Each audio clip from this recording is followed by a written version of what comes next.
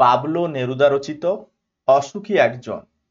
এই কবিতায় কথক নিজের ফিরে আসার অপেক্ষায় তার প্রিয়তমাকে দরজায় দাঁড় করিয়ে রেখে চলে গেলেন। দেশ ছেড়ে তিনি চলে গেলেন বহু দূরে।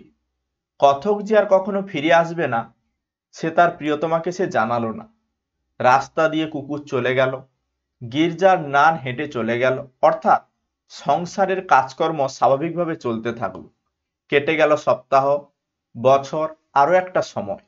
বৃষ্টির জলে ধুয়ে গেল লেখকের পায়ের দাগ, সেখানে ঘাস জন্মালো। তার প্রতীক্ষারত মেয়েটির মাথার উপর ভারী পাথরের মতো একটার পর একটা বছর নেমে আসলো, বিচ্ছেদের বেদনায় ভারাক্রান্ত করে তুলল তাকে।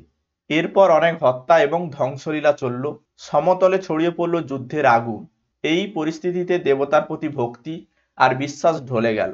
মন্দির থেকে টুকরো টুকরো হয়ে খসে পড়ল দেবতার মূর্তি। কথকের ফেলে আসা বাড়ি, বারান্দা, ঝুলন্ত বিছানা, গোলাপি গাছ, চিমনি, জলতরঙ্গ সবকিছু যুদ্ধের তাণ্ডবে চূর্ণ বিচূর্ণ হয়ে গেল। সেখানে শুধু পড়ে রইল কাঠকয়লা, দমড়ানো লোহা, পাথরের মূর্তির মাথা। কিন্তু এত ধ্বংসের মধ্যেও মেয়েটি তার অপেক্ষায় রইল। এ অপেক্ষা অন্তহীন, কারণ প্রেম শাশ্বত, তার মৃত্যু নেই। ধ্বংসস্তূপের মধ্যেই তা জেগে থাকে। এই ছিল পাবলো নেরুদা রচিত অসুখী একজন কবিতার বিষয় সংক্ষেপ। আমি ফুটিয়ে তুললাম এই ভিডিওর মাধ্যমে। তোমরা যদি ক্লাস 10-এ পড়ো, তোমরা অবশ্যই আমাদের চ্যানেলে সমস্ত সাবজেক্টের ডিটেলস ক্লাস তোমরা দেখতে পারো। অবশ্যই একটি করে লাইক করো এবং এই ভিডিওটি বন্ধুদের সঙ্গে শেয়ার করো।